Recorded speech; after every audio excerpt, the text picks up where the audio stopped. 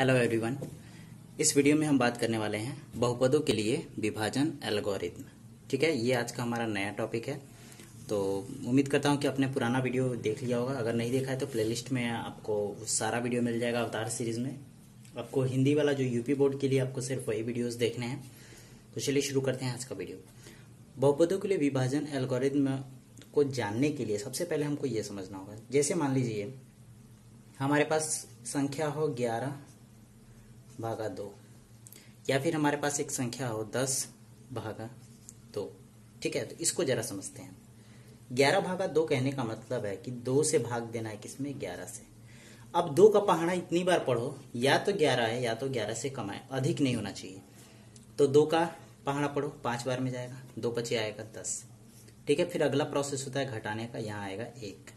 ठीक, अब ध्यान दीजिएगा, इस 11 को हम कैसे लिख सकते हैं ये बताइए। 2 में 11 से भाग दिया तभी तो ये दोनों संख्याएं मिली है ना। तो हमने क्या किया है, भाग दिया है। अब इसका ठीक उल्टा प्रोसेस करेंगे हमको वापस से 11 पाने के लिए। तो अभी यहां भाग दिया था, अब क्या करेंगे, गुणा करेंगे। तो 2 में 5 का गुणा करिए। अब ये बताइए घटने के बाद ये आया था ना, तो इसका उल्टा जोड़ने पे हमें मिलना चाहिए। अब देखते हैं क्या 11 मिल रहा है। 5 दूना 10 और 1 11, यानी कि जो हमारा बायां पक्ष था वही दायां पक्ष आया है। ठीक है, तो ये दोनों आपस में इक्वल हैं। अब ध्यान दीजिएगा, इसी व्यवस्थित क्रम को हम कहते हैं विभाजन प्रमेय या विभाजन एल्गोरिथम। ठीक है, यही क्या कहलाता है, विभाजन एल्गोरिथम कहलाता है। अब इसको ऐसे समझते हैं, 2 से भाग देना है 10 में। ठीक है, 2 से भाग देना है 10 में। कितनी बार पढ़ेंगे, 5 बार पढ़ेंगे, क्या आएगा, 10 आएगा, यहाँ 0 मिलेगा। ठीक है, अब इसको उल्टा करो कि 10 को हमें वापस से पाना है। तो यहाँ हमने इन दोनों को भाग दिया था, क्या करेंगे, गुणा करेंगे। घटाने पे 0 आया था तो जोड़ देंगे। ठीक है, 5 दूना 10, 10 में 0 जोड़ोगे तब भी हमको 10 ही मिलेगा, यानी कि बायां पक्ष भी 10 ही है, दायां पक्ष भी 10 ही है। इस प्रक्रम को हम क्या कहते हैं, विभाजन एल्गोरिथम। ठीक है, अब इसी को भाषा के रूप में कैसे लिखेंगे, तो ध्यान दीजिएगा, जिसमें भाग दिया जाता है उसको कहते हैं भाज्य। ठीक है, जिससे भाग दिया जाता है उसको कहते हैं भाजक। ठीक है, और जितना आता है मतलब जितनी बार में आएगा, ठीक है, जितनी बार में कोई संख्या हमको मिलती है उसको क्या कहते हैं, उसको कहते हैं भागफल। और जो बच जाए उसको शेषफल। ठीक है, आपने चैप्टर 1 में ये पढ़ा होगा, हालांकि मैंने अभी चैप्टर 1 नहीं पढ़ाया है। इस चैप्टर के बाद से मैं चैप्टर नंबर 1 पढ़ाऊंगा। तो उसमें यही है कि भाज्य बराबर जो होता है वो भाजक गुणे भागफल धन शेषफल, यही है वो। यहाँ भी देखो 10 क्या है, हमारा भाज्य है, तो हमने भाज्य की जगह लिख दिया। 2 क्या है, भाजक है, देखो भाग ही तो दे रहे हैं ना, तो भाजक। 5 क्या है, भागफल, तो यहाँ भागफल। धन 0 क्या है, शेषफल। ठीक है, यही एक्सप्रेशन क्या कहलाता है, ये जो है वो हमारा विभाजन एल्गोरिथम कहलाता है। लेकिन ध्यान दीजिएगा, ये किसी न किसी संख्या के लिए है। ठीक है, किसी न किसी संख्या के लिए ये जो एक्सप्रेशन आया है वो है। हमें क्या पढ़ना है, बहुपद के लिए पढ़ना है। हमें किसके लिए पढ़ना है, बहुपद के लिए पढ़ना है। तो हमें ऐसे, अब ये जितने भी यहाँ जो संख्या है, यहाँ जो संख्या है, यहाँ जो संख्या है, या फिर यहाँ जो संख्या है, 4 अलग अलग संख्याएं मिली हैं। क्योंकि देखिए 1 2 3 और 4, ये जो चारों हैं, अब ये संख्या ना होके बहुपद होना चाहिए। ठीक है, संख्या ना होके बहुपद होना चाहिए। तो बस हम इसको बहुपद के रूप में लिख लेते हैं। इसको मान लेते हैं कि ये हमारा है px। ठीक है, भाज्य क्या है हमारा px, भाजक क्या है हमारा gx। ठीक है, भागफल को कोसेंट कहते हैं इंग्लिश में, इसलिए इसको q से दिखाते हैं, qx। शेषफल को रिमाइंडर कहते हैं, इसलिए r से दिखाते हैं, rx। ठीक है, लेकिन यहां दिखाना पड़ेगा। अब अभी इतना ही बस लेते हैं। ठीक है, ये हो गया बहुपद के रूप में। अब इसी को हम एकदम विस्तृत परिभाषा के रूप में कैसे देखेंगे, उसको हम लोग अगले स्लाइड में देखने वाले हैं। ठीक है, तो देखते हैं अगले स्लाइड में कि कैसे इसको हम परिभाषा के रूप। तो देखिए, यदि px और gx कोई दो बहुपद हैं, अब यहाँ हमने पी एक्स और जी एक्स को हमने कहा है कि कोई दो बहुपद हैं। जैसे हमने क्या किया था, 10 को भाग दिया था 2 से, तो यहाँ 2 नंबर हमें चाहिए ही चाहिए। तो वैसे ही पी एक्स और जी एक्स ऐसे दो बहुपद हैं, जैसे इसको हमने पी एक्स कर लिया, इसको हमने जी एक्स कर लिया। ठीक है, जहां G X is not equal to 0, यानी कि ये शून्य नहीं होना चाहिए, क्योंकि आपको पता है शून्य से भाग देंगे तो हमें अनंत प्राप्त होता है। तो हम बहुपद क्यू एक्स और आर एक्स ऐसे प्राप्त करते हैं, जैसे भाग देने पर 5 और 0 मिला था, तो ऐसे ही जी एक्स जो है वो समझ लीजिए 5 है और आर एक्स क्या है, 0 है। ऐसे प्राप्त कर सकते हैं कि पी एक्स बराबर G X into Q X plus R X, यानी कि भाज्य बराबर भाजक गुणे भागफल धन शेषफल। जहां आर एक्स, अब दिखाया गया कि ये जो आर एक्स है वो किस प्रकार का प्राप्त होना चाहिए। आर एक्स जो है वो या तो 0 मिले, या आर एक्स की घात जो है वो कम होनी चाहिए जी एक्स की घात से। ठीक है, इसको हम एक प्रश्न के तौर पे समझेंगे तो ये वाला लाइन जो है वो आपको काफी अच्छे से समझ में आएगा। तो ये है परिभाषा बहुपदों के लिए विभाजन एल्गोरिथम। ठीक है, यही क्या है, विभाजन एल्गोरिथम है किसी भी बहुपद के लिए। तो आप इतना परिभाषा लिखो, आपको पूरे नंबर मिलने वाले हैं। ठीक है, तो इसमें कुछ हम लोग एग्जाम्पल भी देखेंगे कि कैसे उदाहरण के तौर पे भाग दिया जाता है, या फिर डायरेक्ट हम लोग प्रश्न को भी देख लेंगे, तो उसमें भी अच्छी चीजें आपको मिल जाएंगी। ठीक है, तो चलो देखते हैं प्रश्न को। जैसा कि आपके स्क्रीन पे एक प्रश्न है, 3x स्क्वायर माइनस एक्स पे घात 3 माइनस 3x प्लस 5 को x ऋण 1 ऋण x स्क्वायर से भाग दीजिए और विभाजन एल्गोरिथम की सत्यता की जांच करिए। अब ध्यान दीजिएगा, भाग तो देना तो ठीक है, विभाजन एल्गोरिथम की सत्यता की जांच करना क्या हुआ, इसका मतलब है कि जो हमने लिखा था ना, भाज्य बराबर भाजक गुणे भागफल धन शेषफल, वही ज्ञात करना है। ठीक है, तो सिंपली पहले भाग दीजिए, लेकिन उससे पहले आपको इसको अवरोही क्रम में व्यवस्थित करना पड़ेगा, मतलब घातों के अवरोही क्रम में, यानी सबसे बड़ा घात पहले, उससे छोटा उसके बाद, उससे छोटा उसके बाद, सबसे छोटा बाद में, ऐसे इसको भी व्यवस्थित करना पड़ेगा। ठीक है, तो व्यवस्थित करने पे आपको मिलेगा ये एक्स क्यूब लेकिन माइनस के साथ, फिर इसके आगे कोई चिन्ह नहीं है तो धन मानेंगे, 3x square minus 3x plus 5। दूसरा वाला है minus x square plus x minus 1। हमने इसको अवरोही क्रम में घातों में व्यवस्थित कर दिया, यानी कि इससे भाग देना है इसको, तो सबसे पहले इसको भाज्य के रूप में लिख लेते हैं, minus x square plus x plus 1, और हमारा ये भाजक हो गया, भाज्य क्या है, minus x cube plus 3x square minus 3x plus 5। ठीक है, ये हो गया।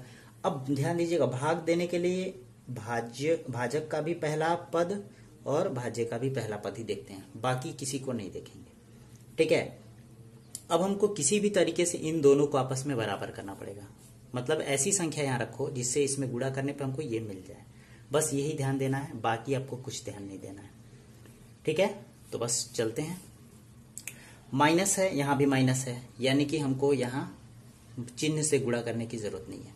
यहाँ x पे घात 2 है, यहाँ x पे घात 3 है, यानी कि 1 x की कमी है। ठीक है, अब इसी x का इस बाकी तीनों में गुणा करेंगे। तो देखो यहाँ x स्क्वायर है, यहाँ x से गुणा करेंगे तो ये हो जाएगा, इसको मिटा देता हूं मैं ताकि अच्छे से साफ साफ दिखे, ये हो जाएगा माइनस x पे घात 3। ठीक है, फिर x का गुणा इसमें करोगे तो प्लस x मिलके x स्क्वायर। अब ये भी बहुत जरूरी है कि ये वाला जो आएगा ना वो इस ऊपर वाले के इक्वल हो, मतलब घात आपस में इक्वल हो। अगर मान लीजिए x सिर्फ मिलता तो उसको यहाँ लिखते, ठीक है, ताकि अच्छा दिखे और सॉल्व करने में भी आसानी हो। फिर x का 1 में गुणा करेंगे तो सिर्फ x मिलेगा, वो भी धन चिन्ह के साथ। अब अगला स्टेप होता है घटाने का। अब ध्यान दीजिएगा, घटाने में एक विशेष रूल को हमें फॉलो करना पड़ता है। यहाँ जो चिन्ह होगा उसका ठीक अपोजिट चिन्ह यहाँ होगा। माइनस है तो प्लस हो जाएगा, अगर यहाँ प्लस होता तो माइनस होता, तो यहाँ माइनस है ये हो जाएगा प्लस, यहाँ प्लस है तो हो जाएगा माइनस, यहाँ प्लस है तो हो जाएगा माइनस। अब ध्यान दीजिएगा, अब ये चिन्ह किसी काम का नहीं, ये वाला नया चिन्ह इन सब का चिन्ह है। ठीक है, इसका चिन्ह प्लस हो गया, इसका चिन्ह माइनस हो गया, इसका भी चिन्ह माइनस हो गया। तो यहाँ प्लस यहाँ माइनस एक दूसरे को घटाने पे 0 मिलेगा, तो 0 लिखने की जरूरत नहीं है, मतलब ये पद जो है वो पूरी तरीके से खत्म हो चुका है। ठीक है, यानी कि ये आपस में ऐसे कट जाएगा। अब ध्यान दीजिएगा, आप मत काटिएगा क्योंकि काटने का कोई रूल नहीं होता, ये घटता है, मतलब ये 0 हो गया। ठीक है, मैं समझाने के लिए बस यहाँ कट कर दिया हूँ। ऐसे ही यहाँ पे क्या है माइनस एक्स स्क्वायर, यहाँ पे प्लस 3x स्क्वायर, यानी ये ज्यादा है ये कम है, घटेगा घटेगा तो कितना आ जाएगा 2x स्क्वायर, और बड़े वाले का चिन्ह लगता है। ठीक है, ऐसे ही यहाँ माइनस है, यहाँ माइनस है, माइनस माइनस मिलके प्लस होते हैं यानी जुड़ेंगे, तो जुड़ेगा तो ये हो जाएगा 4x, बड़े वाले का चिन्ह माइनस है। ध्यान दीजिएगा जो भी प्रक्रिया आप करो हमेशा बड़े वाले का चिन्ह यहाँ उतारो। ठीक है, अब ध्यान दीजिए यहाँ 3 पद है, यहाँ तो अभी 2 ही पद आया है, यानी कि इसको भी यहाँ उतार देंगे एज इट इज। अब अगला पद देखते हैं, अब भी इसका पहला देखो और अब इसका पहला देखो। ठीक है, यहाँ प्लस है यहाँ माइनस है, यानी कि एक माइनस की जरूरत पड़ेगी, तभी तो माइनस माइनस मिलकर प्लस होगा। यहाँ 2 नहीं है, यहाँ 2 है, यानी कि 2 की भी जरूरत है। फिर एक्स स्क्वायर है, यहाँ एक्स स्क्वायर है, यानी कि यहाँ एक्स की जरूरत अब नहीं पड़ेगी, यानी कि सिंपली हमको किससे गुणा करना है, सिंपली हमको -2 से गुणा करना है। तो गुणा करते हैं, अब -2 का गुणा इन तीनों में करना है। -2 का -x स्क्वायर में करो गुणा तो हो जाएगा +2x स्क्वायर, फिर -2 का प्लस x में करोगे तो ये हो जाएगा -2x, फिर -2 का 1 में करोगे तो ये हो जाएगा -2।